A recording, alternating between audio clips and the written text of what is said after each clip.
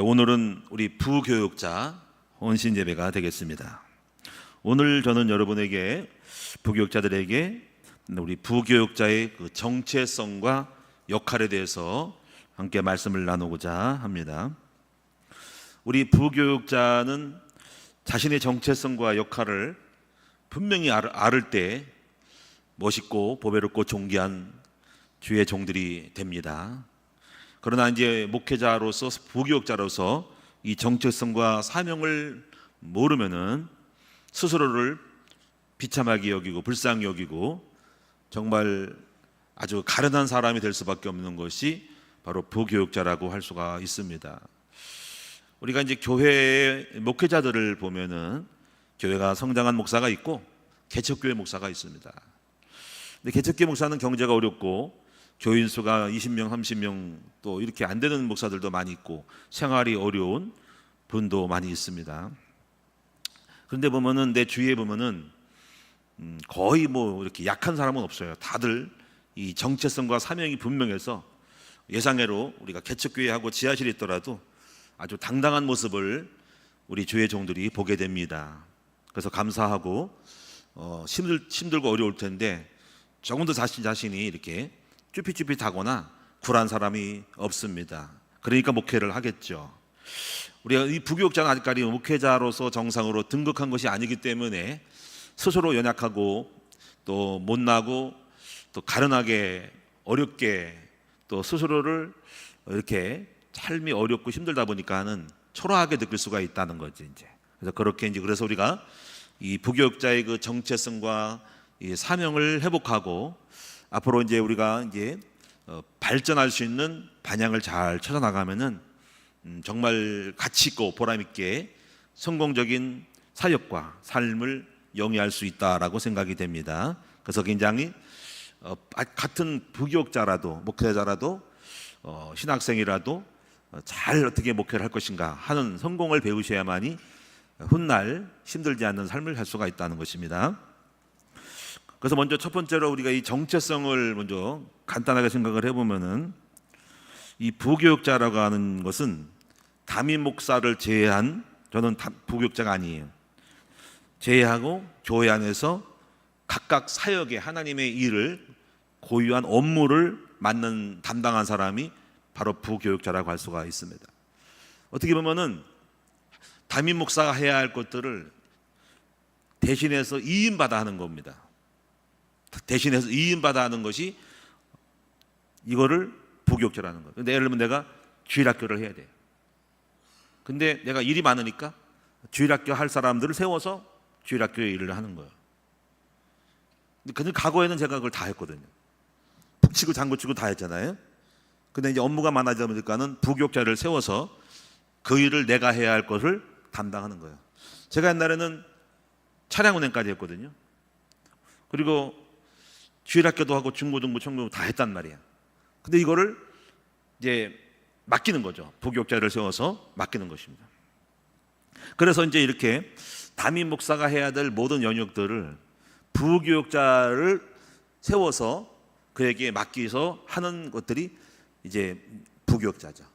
그래서 어떻게 보면 부교육자는 담임 목사의 그 파트너고 이 동역자고 또 하나의 목회적인 목양에 있어서 하나의 그 팀이라고 할 수가 있어요. 목양팀이죠. 목양팀이 교육자 팀이라고 할 수가 있는 거죠. 부교육자와 제가 이 목양과 관련된 일을 전문적으로 하는 사람이 부교육자라고 할 수가 있습니다. 이 부교육자 중에는 일단 부목사가 있습니다. 이 부목사는 목사 안수를 받은 부교육자입니다. 그래서 이제 이 부목사의 교회에서의 역할은 교회 안에 대표적인 것이 바로 교구 목사, 교구 목사가 있습니다. 저희 교회는 지금 교구 목사는 없어요. 왜냐면 우리 교구장들이 있기 때문에 하지만은 이제 교회가 큰 교회는 한 지역에 교구장, 여성 교구장 말고 담당 부목사를 세워서 교구 목사로서 이렇게 세워서 운행을 합니다. 클 때 여의도 순복음교회 같은 경우는 크면은 예를 들면은 서울 교구하면 서울 교구 담당, 서울은 크니까 서울 여러 가지 뭐 성동구 담당 목사, 강남구 담당 목사, 이렇게 강북구 담당 목사, 영등포구 담당 목사 이렇게 해가지고 그 담당 교구 목사가 있어요. 그 교구를 맡고 있는 목사입니다. 그리고 그 밑에 교구장, 여성 교구장, 사역자들이 전도사들이 포진하고 이렇게 교구 목사로도 있다라는 겁니다. 뭐 그거 나쁘지 않아요. 앞으로 그게 커지면은 그 일을 거기 보면은 뭐 엄청나게 인원이 뭐 그 차제만 해도 뭐 1,000명, 500명이 되면은 일반 평신도가 감당하기는 어려웠기 때문에 담당 교구 목사를 세워서 그 교구 사역을 하게 하는 겁니다. 그래서 어떻게 보면 이제 교구 목사를 보면은 가끔 이걸 보잖아요. 큰 교회 같은 경우는 장례식을 보면은요 같은 교회인데 다른 교구에서 막 와요. 그 사람이 연결된 부서에서 오는 건데 그 예배를 몇 번 더 드리는 거야. 같은 교회가. 그러니까 그 교구에서 오고 그 사람이 담당하고도 방송에서 오고 또 찬양대에서 오고 그러니까는 이게 뭐야? 여러 군데서 오는 거야.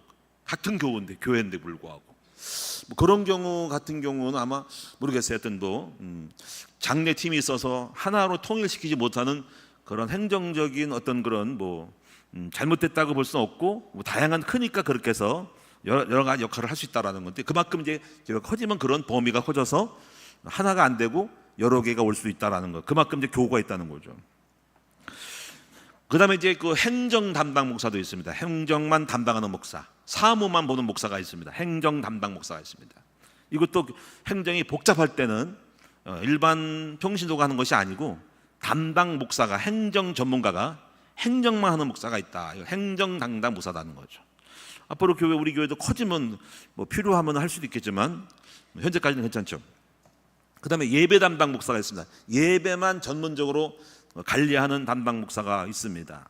그래서 예배 담당 목사 또는 어떤 팀은 방송 담당 목사가 있습니다. 지금 우리 이동진 목사가 방송 담당이거든요. 여러분 교회가 커지면 방송이 얼마나 그 시스템이 복잡한지 몰라요. 각 기관의 많은 부분 속에서 고치고 소리해야 되고 설치해야 되고 배선해야 되고 음향 조절 이게 굉장히 인터넷과 관련된 부분이 방송 사역 또 챗PT 이런 부분의 방송 온라인 유튜브 방송 사역이 굉장히 근데 전문성이 아니면은 할 수가 없다라는 겁니다. 그다음에 또 이 부교육자 등의 부목사가 할 일은 바로 교육 담당 목사가 있습니다. 큰나무교회 주일학교 담당 목사가 있다는 거. 전체 태영아부, 유치부, 어린이부, 중등부, 고등부 이렇게 청년부 이런 식으로 주일학교 담당 전문 통괄하는 목사가 있습니다. 또 커지면은 거기에 주일학교 담당, 유치부 담당 목사, 태영아부 담당 목사, 고등부 담당 목사 이렇게 목사들이 또 있고 그 밑에 전도사들이 깔려 있어요. 교회가 커지면은 그렇게 한 부서에 목사가 포진하고 전사가 포진하는 거죠. 그렇게 될 거예요. 커지면 그렇습니다. 그리고 때때로 이제 우리가 이 부교육자가 할 일은 교회가 운영하는 복지관 운영도 담당 목사를 파송해서 복지관을 운영하게 할 수가 있습니다. 예를 들면 어린이집 담당 목사 또는 여러 가지 노인 복지관 이런 것도 운영할 수도 있겠죠. 또 여러 가지 우리 중앙사회복지관 이거를 우리 교회가 운영한다면 사설적인 운영한다면 담당 목사로 파견할 수가 있다라는 거죠. 또 우리는 지금 수도원이라든가 기도원을 운영한다. 그러면 또 담당 기도원 담당 목사가 또 있죠. 우리는 없지만은 여의도 수문과는 기도원 담당 목사가 있습니다. 집회를 움직이고 건물을 관리하고 강사를 섭외하고 부흥회를 하고 이런 거를 하는 담당 목사가 있다. 기도원 담당 목사가 있다. 여의도 수문교는 여의도 최다실 목사님 오살리 금식기도원 담당 목사가 있다. 강당 금식교원도 마찬가지고 지금 여러분 무슨 교회입니까 거기? 거기도 지금 담당 목사가 있을 거예요. 담당 목사가 그걸 감당하는 거예요. 또는 부목사가 하는 겁니다. 또 학교를 운영할 때 학교 운영하는 목사도 있습니다. 학교 운영하는 목사가 있다. 이런 것이 전부 다가 뭐냐면 바로 목회자가 다 할 일인데요. 다 못하니까 손이 하나밖에 발이 두 개밖에 없으니까 손은 두 개고 발 두 개니까 못 움직이니까 담당 부교육자를 세워서 이렇게 이임을 해서 맡기는 겁니다. 그다음에 이제 우리 부교육자 중에는 강도사가 있죠. 강도사는 목사 안수를 받지 않는 바로 준목을 강도사라고 합니다. 장로교는 전부 강도사 그러고 또 일부러 어떤 교단은 준목이라고 해서 목사 안수를 받지 않은 아직 받지 못한 강도권만 있는 그래서 1년 동안 설교를 시켜야 됩니다. 법적으로 돼 있고 설교를 통해서 훈련을 시키는 거죠. 그건 훈련 기간이에요. 훈련 기간. 그러니까 강도사님이 설교를 하는 거예요. 행정은 안 하고 설교하면서 지도를 받는 거죠. 그는 목사 안수를 받기 위한 설교 훈련이에요. 훈련. 잘해서가 아니라 거기서 코칭을 받아야 돼요. 설교를 잘하도록 그 목회자 관찰해서 피드백을 해주는 거죠. 정 잘못하면은 이렇게 하라고 저렇게 하고 고쳐라고 권면을 해서 수정해가지고 만들어가는 것이 강도사의 1년의 설교의 의미입니다. 그거는 이렇게 정해져 있어요. 1년 동안 그건 법적으로 완벽한 건 아닌데 그런 규정에 대해서 1년 동안 담임 목사의 지도를 받아서 바로 강도사로서의 목사로서 안수를 받기 위한 설교 훈련을 받는다. 이것이 바로 1년의 강도사 강단을 하는 겁니다. 지금 우리 엄대승 강사가 지금 하고 전에도 이동진 목사가 1년 동안 또 금요를 했죠. 또 끝나고 나서 또 계속 또 할 수도 있고 안 할 수도 있는 거죠. 그다음에 이제 전도사가 있습니다. 전도사는 여전도사가 있고 남전도사가 있지요. 근데 전도사 중에서도 크게 나눠서 전임 전도사가 있고 파트 전도사가 있습니다. 전임은 어떤 전임이냐면 다른 것을 하지 않고 아침에 출근을 해서 온전히 교회 일만 하는 것을 바로 전임 전도사라고 그럽니다. 파트는 그냥 주일학교 파트를 맡아서 그 기간에 봉사하는 업무만 하는 거죠. 아니면 토요일날, 주일날 그거만 하는 거예요. 그리고 관련된 행사와 프로그램을 진행하는 파트 전도사가 있고 전임 전도사. 전임은 아침부터 정식으로 출근해서 퇴근 때까지 일정한 시간을 온전히 교회에다가 있어야 돼. 머물러 있어서 근무하고 그렇게 해야 됩니다. 그게 전임 전도사입니다. 이거는 뭐 형편에 따라서 또 필요에 따라서 그렇게 할 수도 있고 안 할 수도 있지요. 또는 이제 우리가 여러 가지 옛날에 이제 이런 것을 장로교회 옛날 교회는 이것을 이런 부교육자를 가르쳐서 뭐라고 하냐면 조사라고 해서 조사. 뭘 조사한다는 그 말이고 돕는 사역자. 그래서 한문으로 조사 이렇게 조사라고 하는 그 조사가 바로 부교육자라고 할 수가 있다는 것입니다. 그래서 이 부교육자는 결국은 담임 목사가 목회를 하는 목회를 도와서 그것을 효율적이고 성공적으로 이끌어갈 수 있는 파트너로 동역자로서 목사가 자기 일을 할 거를 대신 시키는 사람이기 때문에 업무에 일치성이 있어야 되죠. 왜냐하면 목회자가 할 건데 부교육자를 대신해서 임해서 하는 거거든요. 그다음에 부교육자는 그렇기 때문에 어떻게 되냐면 단독으로 독단적으로 일해서는 안 되는 거예요. 왜냐하면 그 일이 목회자가 할 일인데 맡겨서 하는 거니까. 그래서 항상 어떤 계획을 세우고 연초에 계획을 세우고 실행을 할 때는 반드시 사전의 계획에 이거를 보고를 해서 사전 승인을 받은 다음에 실행을 해야 하는 입장인 거죠. 그렇게 이제 지금 잘 하고 있고 항상 1년 계획들을 1년 주일학교 계획과 연중 계획을 다 세우고 그다음에 어떤 행사를 하거나 하면 사후 보고를 해야 돼. 그래서 계획과 보고를 잘 해야 됩니다. 저도 이제 부교육자 생활을 하면서 항상 저는 모든 걸 할 때면 계획부터 세워서 담임 목사에게 딱 보고를 하죠. 그래서 일단은 계획을 씁니다. 보고서 양식을 딱 쳐가지고 여름 성경학교 보고서, 수련회 보고서 딱 해서 이렇게 앞장 딱 만들어서 딱 하고 결제단 만들어서 목사님의 사인을 받는 쫙 되고 안에서 그다음에 조직, 목적, 일시, 장소 해서 예산, 프로그램 딱 정해가지고 어떻게 진행할 건지를 전체로 그 목사님이 알아듣기 딱 보기 쉽게 딱 만들어요. 그래서 그것을 승인한 다음에 실행하지 승인이 안 받아서는 실행을 하면 안 돼요. 자기 멋대로 하면 안 되고 반드시 사전 승인, 결제 후 실행, 실행 후 보고, 사후 보고 하는 겁니다. 그건 아무런 문제가 없죠. 이거는 이렇게 이제 보고를 잘하는 것이 왜 보고를 해야 될까? 그것은 담임 목사가 알아야 되고 담임 목사가 할 일인데 대신하니까 반드시 당연히 보고를 해야 되겠죠. 자, 그래서 이렇게 됩니다. 자, 두 번째로 보시면은 이 정체성에 있어서 성경 인물로 본 부교육자, 예를 들면 몇 가지 소개하면 바로 엘리야가 담임 목사면 엘리사가 부교육자다 이렇게 보고, 또 엘리사가 담임 목사가 될 때는 그의 시종인 게하시가 부교육자다 이렇게 보는 거고, 모세가 담임 목사면은 여호수아는 그 시종이 여호수아거든요. 늘 옆에 따라다니면서 그 여호수아가 부교육자다. 나중에 그 여호수아가 또 이제 부교육자가 됐다가 모세의 뒤를 이어서 하나님의 모세의 뒤를 이어 담임 목사가 되는 거죠. 예수님의 12제자가 부교육자라고 할 수가 있다.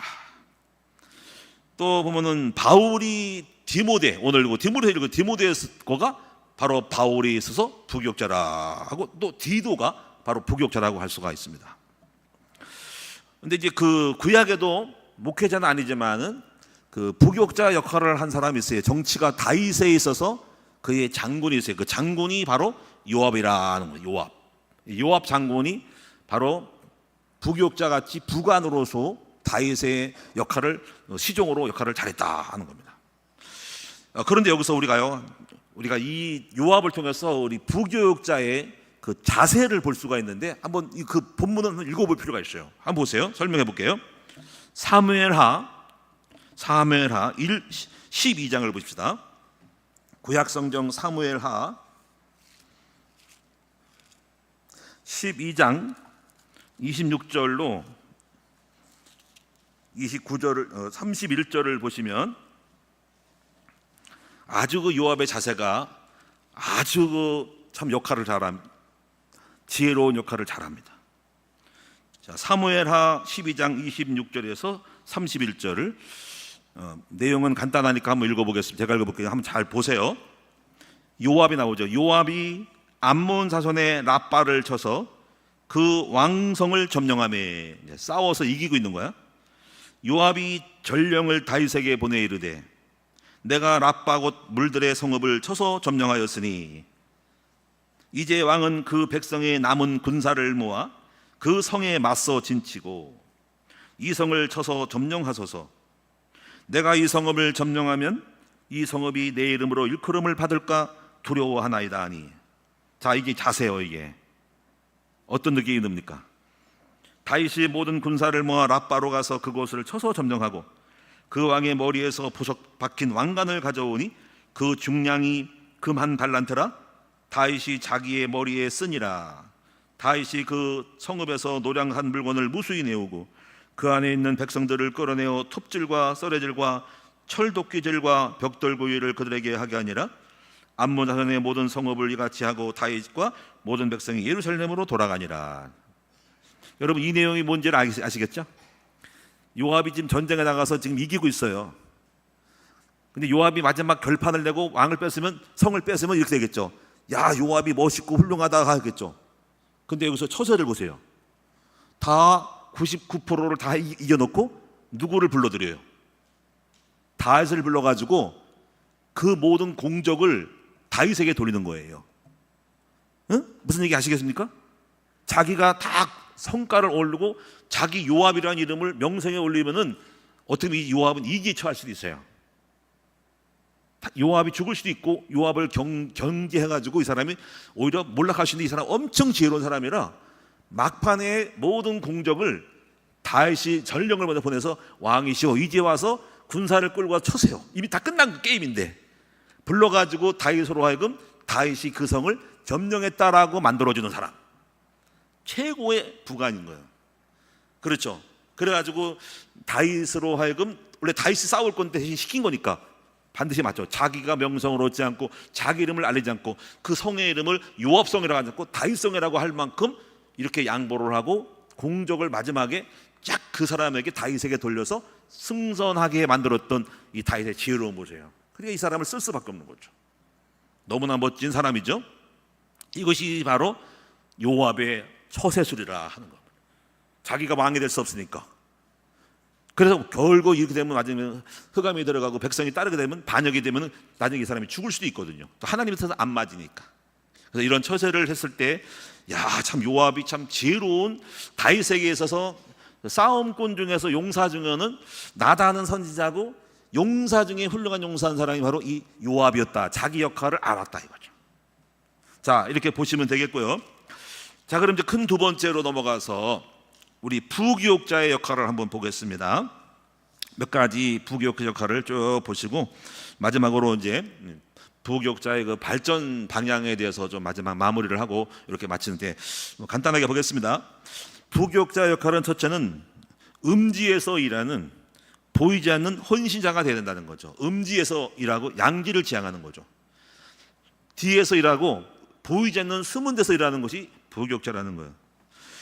그래서 부교육자는 담임 목사의 팔로와 같다는 거지. 그를 추종하고 따르는 사람이라는 거예요. 팔로워 아시죠? 그를 따르고 지지하는 사람이 팔로워예요. 그의 역할을, 그 다윗을 지지하고 동역하고 자신이 같이 팀이 돼서 일해주는, 그의 성장을 이루고 시너지 효과를 만들어주는 사람이 팔로워가 바로 이 사람이 부교육자라는 거죠. 담임 목사를 으뜸으로 만들고 담임 목사를 잘 되게 만들고 담임 목사를 성공시키는 역할을 하는 사람이 바로 부교육자라. 팔로와 같다. 그리고 부교육자는 담임 목사의 무엇이냐면 바로 참모다. 참모.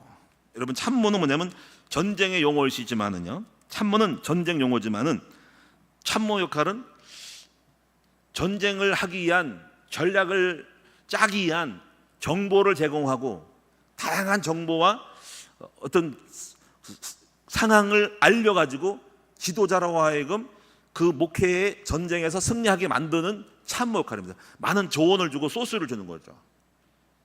이게 바로 참모입니다. 훌륭한 참모가 있으면 전쟁에 승리할 수 있고 미처 몰랐던 것들을 많이 깨우쳐 주는 거죠. 이게 참모입니다.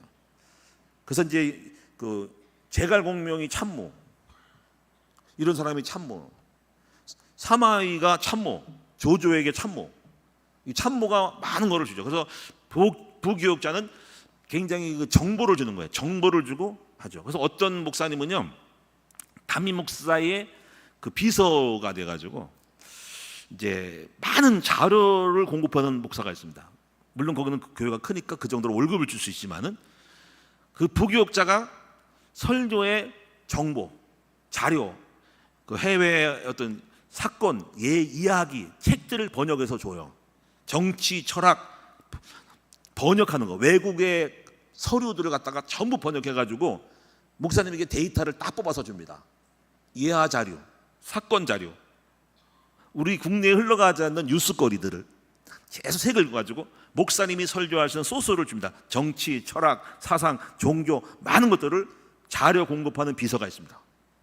이거는 이제 굉장히 큰 교회에서 목사님 하는데, 그래서 일부러 큰 교회 목사는 그것만 담당해서 목사님께 매주마다 설교 자료를 줍니다.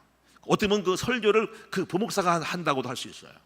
그 정도로 합니다. 그 정도로 목사님은 설교만 하고 활동하고 자료 공급처는 그 부목사가 하는 거, 부교육자가 하는 팀이 있습니다. 그리고 월급 주는 거죠. 일반 평신도가 하기는 어렵죠. 그런 비서는 설교 담당 비서입니다. 자료 공급하는 비서인데 일종의 참모라고 할 수 있고, 그래서 그런 비서들을 두고서 해외 자료, 그래서 어떤 훌륭한 목사들은 우리가 못 듣는 거를 새롭게 하거든요. 똑같이 할 수 없거든요. 일반 목사처럼 하는 거를 이미 식상한 거, 흘러온 거를 안 하고 계속 새로운 거를 해야 될 필요를 느끼거든요. 그 필요를 누가 하냐? 정보를 어떻게 했냐? 그들이 하는 거야. 그런 사람도 있다.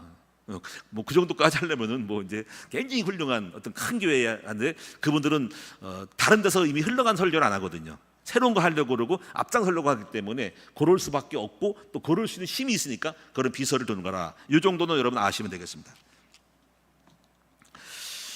부교육자는 담임 목사와 성도 간의 중재자예요. 중재자. 네. 요압은 다윗과 압살롬의 그 중재를 했습니다.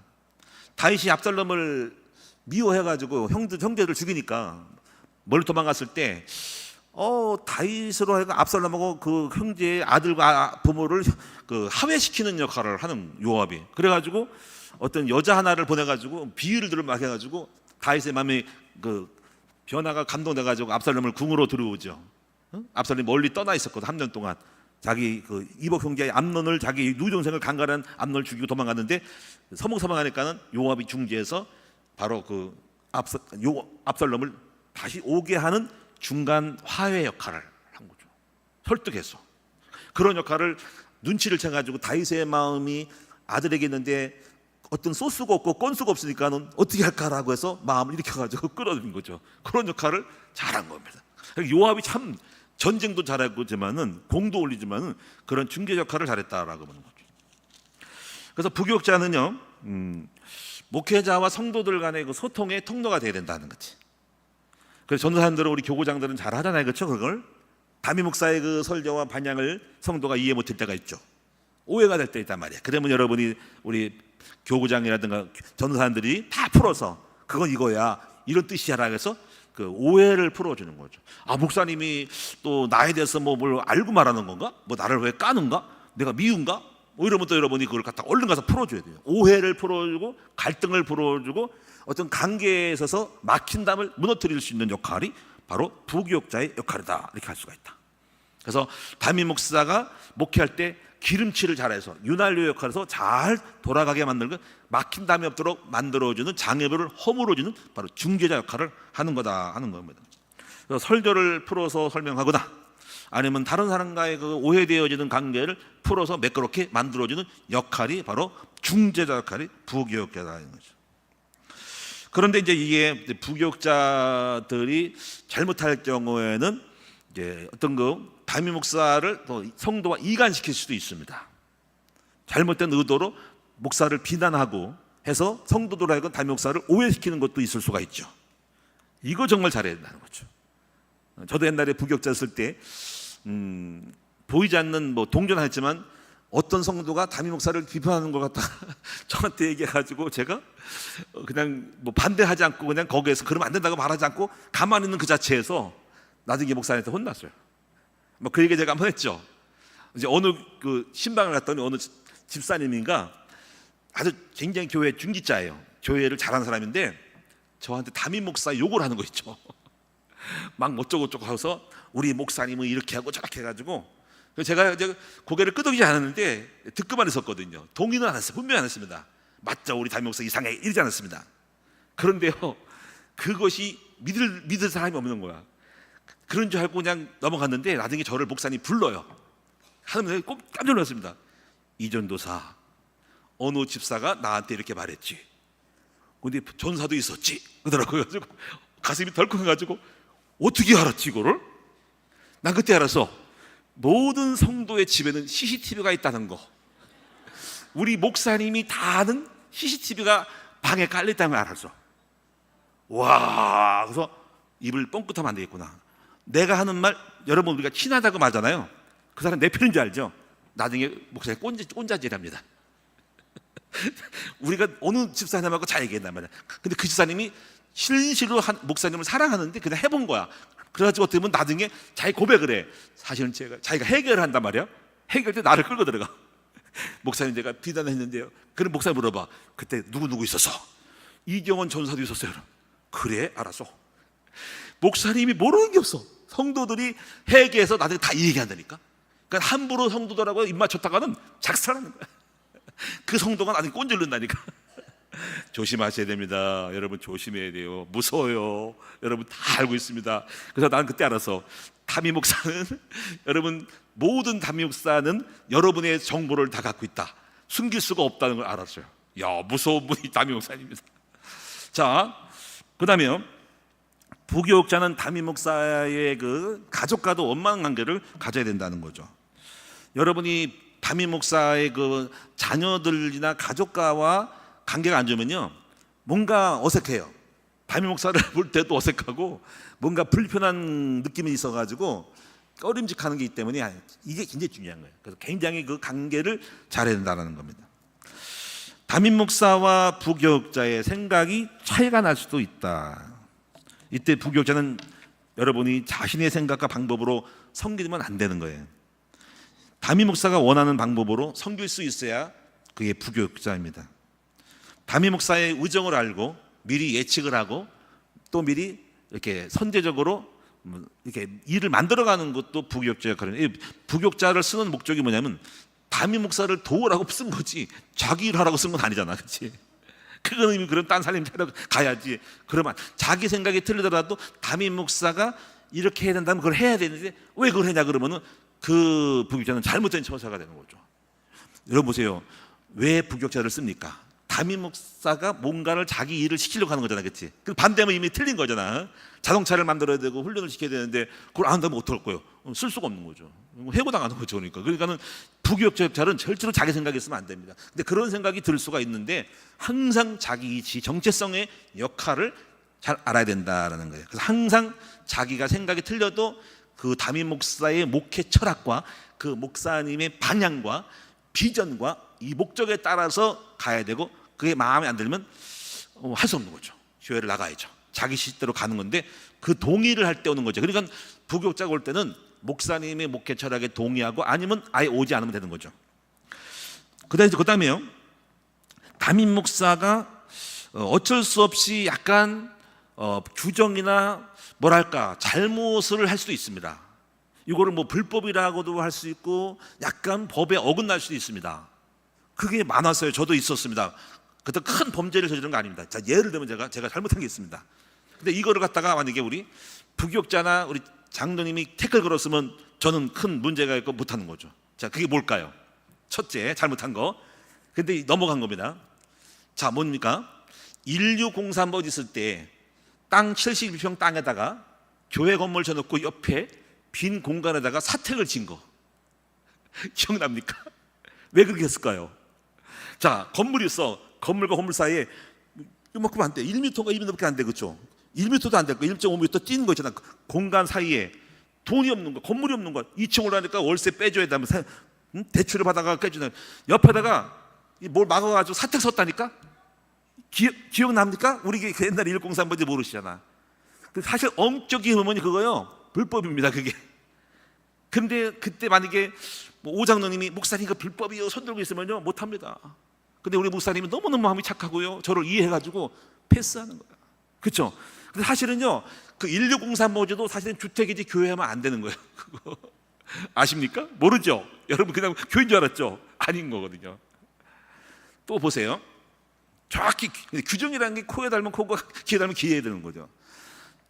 지금 현재 이걸 아실 것이 뭐냐면 넘어가는 거예요. 지금 이 100곳에 있는 그 상가교회 있죠?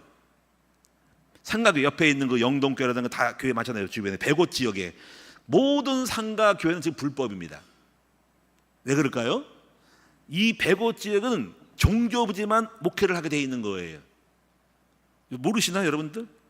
그 불법입니다. 그래가지고 그 사람이 전전궁에서 그 교회들이 십자가 건 거 봤어요?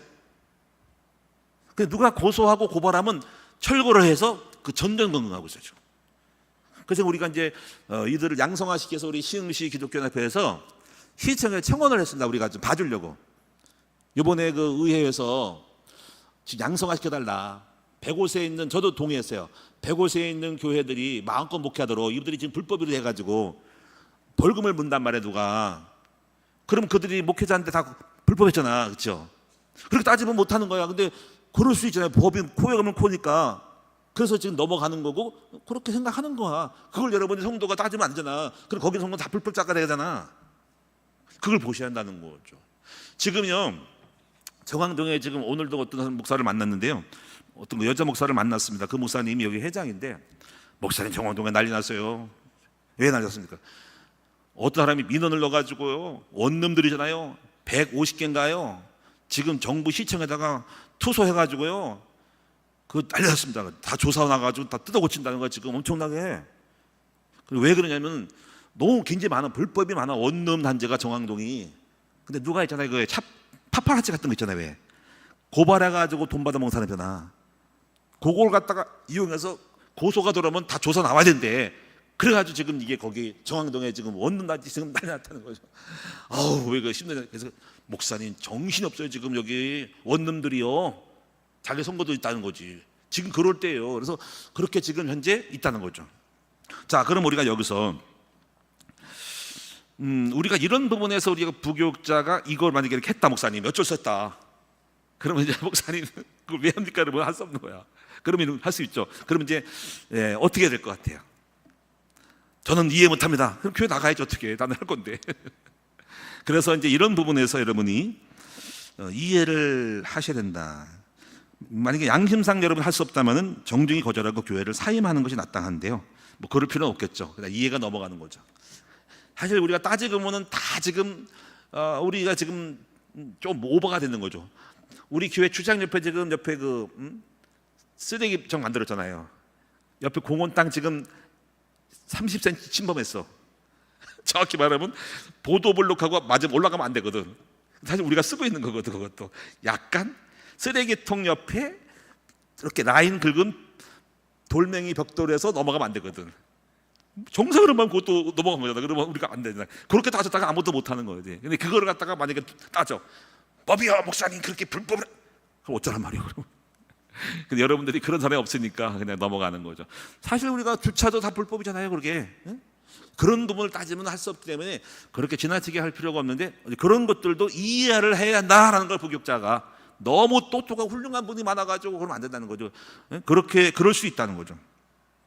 자, 그러면 세 번째로 봅시다. 결론적으로 보면은 이제부터 부교육자의 발전 방향에 대해서 한번 말씀을 드리겠습니다. 첫째는 자율성을 좀 갖고 있어야 된다. 자율성. 우리가 자율성은 자기 마음껏 재능을 발휘해서 발휘할 수 있는 기회를, 역량을 발휘할 기회를 주는 거죠. 우리가 이제 이 상하 관계와 수평 관계가 있는데, 상하 관계는 주인과 종의 관계예요. 저는 교회가 기업이 돼서는 안 된다고 생각을 해요. 일반 회사랑 다른 거죠. 기업은요, 정상 출근해서 월급 주고 딱딱 따지는 거거든요. 그럼 교회가 기업이 되는 경우가 많아요. 큰 교회 가면 기업으로 갑니다. 막 종을 부르듯이 하고, 막 굉장히 직업 다루듯이 하고, 그렇게 따지고 또 또는 그렇게 생각하니까 노조가 생깁니다. 별로 좋은 게 아닙니다. 목회가 그러시려면 피곤해지죠. 그리고 그러면 결과물을 추출해야 되거든요. 결과가 없으면 그 결과에 따라서 굉장히 책망이 오고 야단이 오고 파직이 되거나 이게 문제가 오고 이렇게 임금이 삭감되고 막 그런 식으로 해서 안 되거든요. 그래서 굉장히 이게 안 좋아요. 그래서 어떤 수평적 관계로, 상하 관계가 되면 얼마나 피곤합니다. 종으로서 야 너 이렇게 종은 막 사장이 막 종을 갖다가 한 반말 쓰고 막 그래가지고 왜 그런 식으로 했어? 난 지금 막 압박하고 그따위 할 거야? 막 쫄깃하고 이런 식으로 하면 그게 바로 목회입니까? 별로 안 좋은 거예요, 그건. 그래서 저는 수평적 관계로 목회의 파트너로 인식하고 자율성적이에 행복한 부교육자에게 이렇게 만드는 거라는 거죠. 두 번째요, 설교할 기회. 우리가 부교육자들은 설교할 기회가 많지 않아요, 일반 교회는. 그래서 부교육자가 감히 설교를 어떻게 합니까? 목사님이 다 하고 하는데 이제 그거를 기회를 줘서 부교육자도 발전해야 되니까 설교할 기회를 주는데, 저희 교회는 다른 교회에 비해서 설교할 기회를 많이 준다라고 볼 수 있습니다. 세 번째, 부교육자는 일정한 휴식이 없다. 사실 피곤한데 알아서 쉬어야 된다고요. 네 번째는요, 사례비가 부족하다. 사례비가 부족합니다. 저도 이제 부교육자 생활을 하면서 부교육자를 보면은 좀 이렇게 마음이 좀 짠해요. 내가 굉장히 어렵게 살았거든요. 왜냐면 교회에서 월급이 제대로 나오지 않았거든요. 개척교회도요. 저희 교회도 개척하면서 사실 정상으로 월급 받아본 적이 별로 없어요. 최근에 여기 105세 와서 받았지 그전에는 없었어요. 알아서 쓰는 겁니다. 그래서 굉장히 생활이 어렵고 쪼달리다 보니까는 굉장히 우리 사모로부터 많이 뭐랄까 군박도 받고 야단도 맞고 불평과 불만이 많아서 어떻게 이제 막 항의가 들어오기 많았는데, 어쨌거나 그런 경제적인 어려움이 있을 수밖에 없다. 나는 그래서 개척교회 목사를 보면은 마음이 짠합니다. 어떻게 살까 하는 거죠. 부교육자를 봐서도 지금 마음이 짠한 게 많아요. 그래서 이것이 가정을 가진 부교육자를 위해서는 여러분 성도들이 많이 신경을 좀 써주고 마음이라도 써줘야 된다는 거죠. 계속적으로 돈 들어갈 것이 엄청 많잖아요. 그래서 사역에 또 그렇게 한계가 있습니다. 왜냐하면 그 사역 자체가 공장과 회사처럼 막 어떤 업무를 해서 실적 올라가지고 무슨 그 일하는 일거리에 대한 뭔가 수익을 이뤄내는 것도 아니고 막연한 거거든요, 교회 사역이라는 게. 그래서 그때 가지고 뭐 100% 다 완벽히 줄 수 없기 때문에 어렵단 말이에요. 그 자체 일거리 자체가 그렇게 줄 수 있는 상황이 안 되는 거예요. 사역 자체가 그렇게 안 돼요. 그래서 제가 방법을 찾았습니다. 그때 가지고 뭐 알아서 하고 결과가 나오는 게 아니라, 회사나 이런 거는 실적으로 가지고 수익 계획을 하고 보험 계획을 하고 업을 없는 월급을, 그게 아니잖아. 생산서 뭐 자동차 하나 판들면 판매 수익이나, 그게 아니잖아. 이거는 막연한 거잖아. 그래서 제가 볼 때는 사역도 하면서 나머지 공백을 부교육자로 하여금 투잡을 하게 만들 수 있는 과를 찾아야 된다는 거죠. 근데 그 투잡이라는 것이 부교육자가 이걸 안 찾으면 택시 운전을 하거나 노가다를 뛰거나 아니면 택배를 배달하거나 해가지고 투잡 뛰는 목사가 부교육자가 많다는 거죠. 근데 그게 굉장히 피곤한 일이죠. 택시 운전하고 그리고 토요일날 사역을 하고. 개척교회 목사도 그런 분이 많아요. 개척교회 목사는 나머지 택배 배달하면서 하는 것도 많다는 거죠. 어디서 파트타임으로 일하다가 또 교회 일하고, 그런 분이 많습니다. 사모님은 요양원에 가서 일하기도 하고 어디 다른 일도 하고 어디 마트에 가서 백화점 가서 일하고 욕하기도 하고 이렇게 한단 말이에요.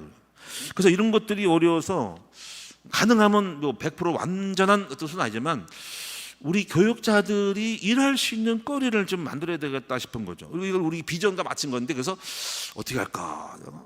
처음에 그것이 처음으로 정재만 목사가 왔을 때 경제가 어려운 거예요. 그래서 이걸 어떻게 만들어줄까 하다가 할 수 있는 건 제가 못하고 교회가 줄 수도 없는 거고 그래서 뭐라도 같이 그렇다고 100% 줄 수 있는 일거리도 아닌 거야. 사역이 애매한 거야. 그래서 제일 먼저 만든 게 공부방이었고 그게 지원센터였죠. 그 지원센터장을 통해서 그나마 얼마 되지도 않지만은 지원센터의 센터장으로서의 그 페이를 받아간 거예요. 그래서 만들어진 거거든요. 그리고 또 거기서 좀 나름대로 이게 그 역할을 해서 경제 활동에 대한 거를 스스로 만들어준 역할을 그때 한 거예요. 그걸. 지금은 없어졌지만은 어떤 그런 마음이 있어서 부교육자에 대해 뭔가 일거리를 줘가지고 그래도 뭔가 도움이 될 수 있는 게 뭘까라 생각하는 거죠. 지금은 이제 학교인데요. 학교도 우리가 비전도 있지만은 저는 학교가 우리 부교육자들의 그 일거리를 줄 수 있는 역할을 했으면 좋겠다. 그래서 거기서 가르치기도 하고 어차피 거기 수익이 창출되니까 수익도 있고 지출되니까는 그 역할을 다른 사람 쓰기보다 우리 부교육자가 수학, 영어 가르쳐라, 행정하라. 그래서 음악하고 그래서 부교육자들이 거기서 수익이 좀 나오면 밖에 나가서 뭐 택시 운전하고 노가다 뛰는 것보다 얼마나 은혜스럽니까, 그렇지? 밖에 나가서 몸 씻어야 되고 또 뭐 바쁜 가운데 나랑 안 맞는 정서 속에 하는 것보다 어차피 교회니까 그 마음속에 어떤 그런 상세함이 있잖아요, 그렇죠? 낯설음이 아닌 익숙함으로써 다 하나님의 일도 하고 이렇게 만들어주는 역할을 하기 때문에 저는 오늘 부교육자에게 이렇게 부탁드리고 싶습니다. 요셉지대학교는 비전도 있지만은 부교육자의 먹거리라는 거지. 거기서 일거리를 만들어서 능력을 발휘해서 잘 키워서 그것을 놓치면 안 된다는 거예요. 거기서 나오는 것을 통해서 적어도 자기 자신 생활에 대한 이 부분도 투잡식으로 할 수 있도록 하는 역할도 저는 그것을 수가 있다 이게 보는 거죠. 전 앞으로 우리가 크게 키워가지고 그 교사들을 다 부교육자, 우리 전도사들, 목사님 아들 딸들을 갖다 불러가지고 최선을 다하고 싶다는 거죠. 그런 마음이 있다. 하여튼 부교육자들에 대한 배려가 있다. 이거 꼭 명심하면 좋겠고요. 앞으로 이제 복지관도 그렇고요. 그런 역할로 부교육자를 세워서 우리 목사님들 아들 딸들 신학생들을 불러들여서 목회도 하고 우리 교회 돕고 사역도 하면서 그런 역할을 했기 때문에 여러분들 공부를 좀 많이 해가지고 그런 자기의 어떤 그 경제라는 이걸 책임질 수 있는 능력은 만들어야 됩니다. 뭘 배워서 자기가 가르쳐서 거기서도 수익을 얻도록 해야 된다는 거죠. 자, 그다음에요. 이제 부교육자는 각종 사역의 스트레스에 시달리는 게 있다. 실제로 여러분 한번 이해해 보세요. 사역의 결과에 대한 압박감. 여러분 우리 교회는 그런 압박감이 없을 거예요. 저는 근데 옛날에 압박감을 느꼈거든요. 부교육자 생활을 했단 말이에요. 제가 한 5년 했단 말이에요. 부교육 생활을. 근데 당연히도 우리 목사님은 압박을 안 줬어요. 그래서 편안하게 했는데 처음에 압박을 줄 것 같은 생각이 드는 거야. 내가 스스로가. 내가 초조해진 거야. 1년이고 2년인데 주일학교 숫자가 안 들 거 있잖아, 그렇지? 20명으로 왔는데 항상 눈치 보는 거야. 담임 목사님 있는 거야. 20명 똑같이 20명인데 어떨까? 어떻게 생각할까? 그런 거. 다행히도 40명이 되고 50명이 돼가지고 감사했는데 그런 마음에 대한 인지를 한 거야. 내가 종으로서 우리 목사님이 나를 쪼아대고 야, 너 사역 어떻게 했길래 이놈 새끼야? 그 하는 거야? 왜 그따 이래가지고 전도도 안 되는 거야? 여기에 대한 압박에 대한 불안감이 있는 거야. 그래서 조금 약간 초창기에 그렇게 할까봐 시달렸어. 내가 이걸 보면서 근데 목사님이 편하게 하나 안 물어봤어. 그리고 편하게 하니까 그 결과에 대해서 지금도 안 물어봐서 몇 명 모였냐?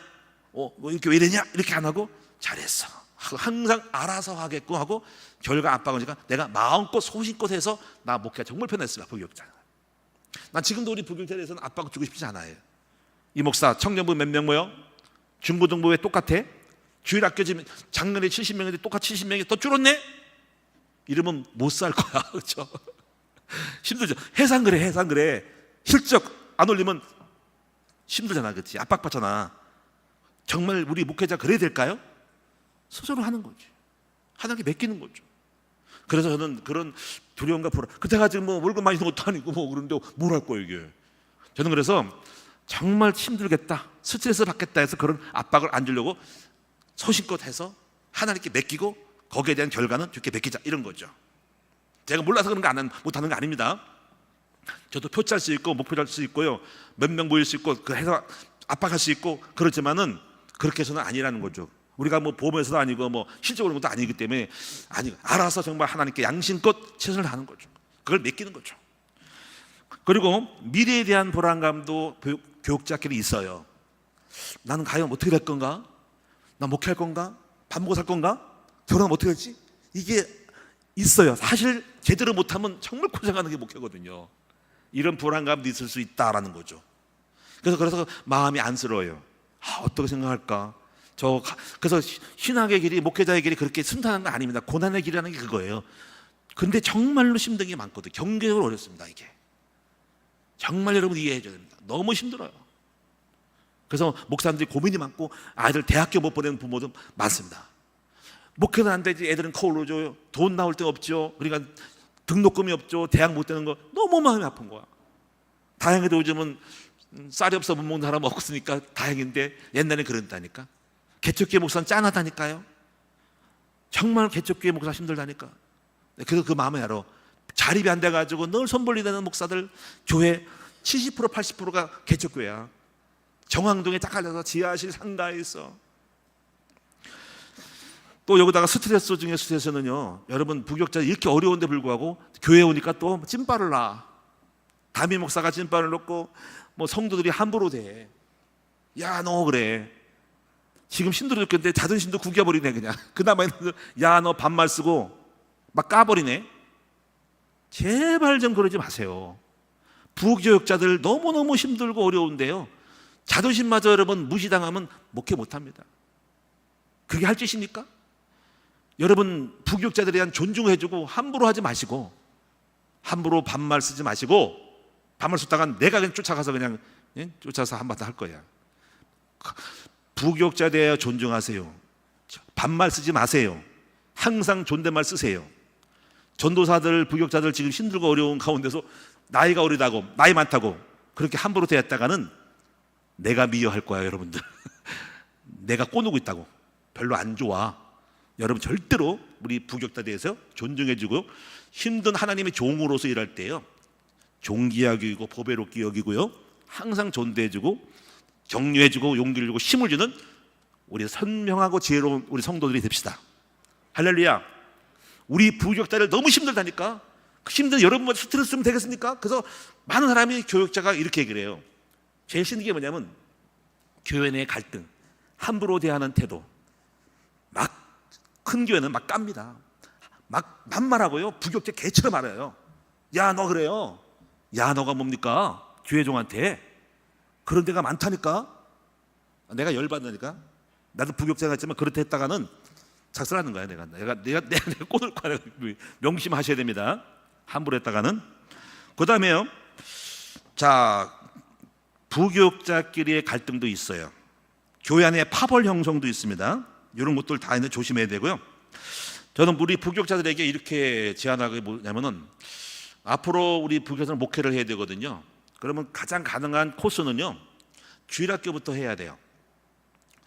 그 정상으로 물론 건너뛸 수 있지만 가능하면 주일학교부터 하고 중등부, 고등부를 거치는 게 좋은. 왜 그렇게 하면요, 목회를 하면은요 그런 관리를 내가 해야 되잖아. 거기에 관련된 돈도 전도사들이잖아, 그렇지? 파트를 내가 보고를 받잖아. 그 내가 알아야 될 거 아니야. 내가 경험해보지 못하면 중고등부를 이해 못하고 청년부를 이해 못하니까 말할 수가 없는 거야. 그래서 잠깐이라도 6개월이라도 1년이라도 거쳐서 거기에 대한 생리와 주일학교 사역과 행정과 그런 상황 교사들을 움직이는 것과 프로그램 진행하는 것과 여러분 성격을 해나가는 것과 이걸 알아야지 동의가 되고 마음에 동조돼서 그들을 이끌 수 있지만, 경험하지 못한 것은 난 모르기 때문에 모르는 거예요. 그래서 가능하면 다 해봐야 된다. 그리고 주일학교를 해봐야 될 이유는 뭐냐면요, 어린이 설교를 하잖아요. 떠드는 애들을 갖다가 이렇게 아이들이 떠들면 어른처럼 하면은 애들이 막 졸거든요. 아이들을 잡으려면요 설교 방식이 바뀌어야 됩니다. 애들이 안 떠들게 할 수 있도록 피드백을 해야 되나. 근데 어른처럼 하면 졸으니까 어린이 설교를 해봐야 돼. 그러니까 어린이 설교를 잘한 사람이 어른 설교를 잘하는 거야. 무슨 말인지 알겠습니까? 그런 식으로 했다가는 애들 좋으니까 애들을 그런 식으로 안 졸거든요. 그러면 애들이 놀라게 졸지 않게 만드시는 사람으로 어릴 때부터 주일학교 교사 설교를 통해서 훈련을 받아야 돼요. 그래서 어린 설교 하는 사람들은 어른들도 잘하고 사람들을 막 끌어들여 집중시킨다고. 자, 그래서 그렇게 되고 마지막에 하나는 여러분에게 말씀드리는 이런 거잖아요. 이거는 여러분요, 성도들도 마찬가지지만 항상 부교육자는요 프로그램을 진행한다고 하죠. 여름 성령학교 뭐 출연했지만은 근데 이거를 알고 해야 됩니다. 지도력에 있어서 두 가지가 있어요. 하나는 가업 중심형 지도자가 있고 사람 중심형 지도자가 있습니다. 제가 이제 목회해 보니까요, 행사를 할 때마다 사람이 다쳐요. 어떻게 하냐면요, 결과를 잘 내기 위해서 그 사람을 막 어떻게 할까, 이렇게 막 실족시키는 거죠. 왜 그때 이랬어? 이런 식으로 하는 거죠. 그렇게 하면 사람을 잃어버리죠. 그렇죠? 그러면 야단 맞으면 누가 할 사람 누구? 교회는요, 일한 사람이 다 월급받게 하는 게 아니에요. 자원봉사예요.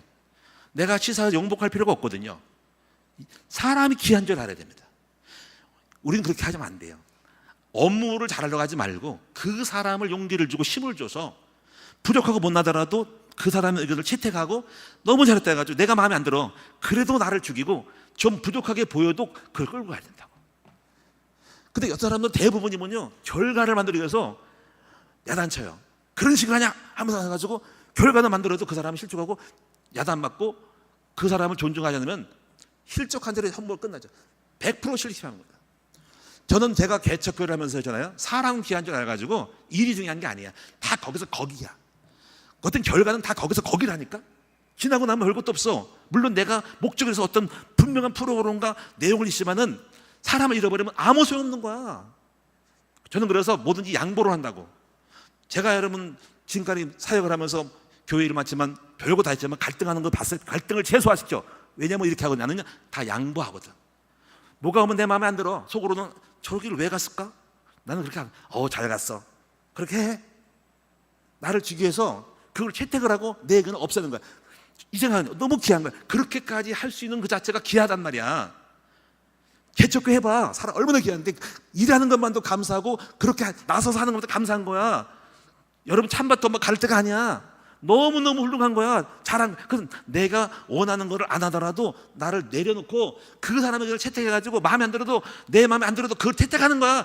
그 사람을 얻는 거야. 그래서 이거요 굉장히 중요한 거예요.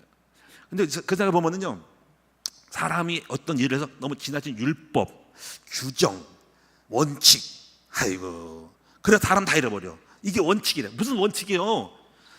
응용해가서 사람을 하는 쪽으로 가야 되죠. 그래서 오늘 여러분 이런 프로그램을 진행할 때 이런 운용의 방식들을 잘 알고 사람을 잃어버리지 말라. 제가 보면 너무 그래서 행사할 때 잃어버려. 찬양대회 때 잃어버리죠. 성가대 할 때 잃어버리죠. 쪼아대가지고 업적을 올린다 가지고 다 나가리 시켜버리고 야단치고 또 나가고. 그게 뭡니까? 그게 사람 잃어버리면. 여러분은 다른 사람 해서 업무에서 제가 볼 때 손해거든. 사람 잃어버렸잖아. 목사는 또 산 떠나갔어. 누구 왜 떠나서 또 일하다가 떠나갔대. 시험 들어 떠나갔대. 다시 나간대. 바보네 바보. 왜 사람 잃어버려? 그러면 그 행사 하지 말아야 하는 거예요. 이런 것들을 여러분 잘 알아서 제가 볼 때는요, 이걸 리더십이라고 하는데, 리더십은요 사람 지향적 리더십과 가업지향 리더십인데, 가업지향식 하면 사람 잃어버려. 제가 이제 여기 시기총도 행사 하지만 저는요 다 양보합니다. 누가 의견 들으면요 좋네요, 제 마음에 안 들어, 그렇게 하지요. 이번에 총문동문 목사님 경상북도 문경에서 총동문회 돼. 괜찮습니까? 괜찮죠. 저 속으로 왜 머리까지 갈 거 생각해. 근데 말 안 하고 좋아요, 잘했어요, 그래 갑시다. 목사님은 너무 편한 거야.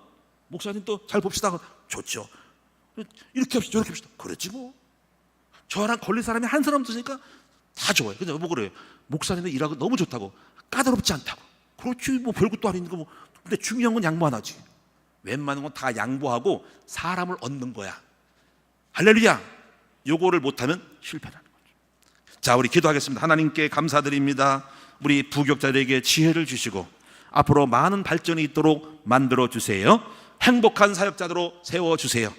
예수님의 이름으로 기도합니다. 아멘.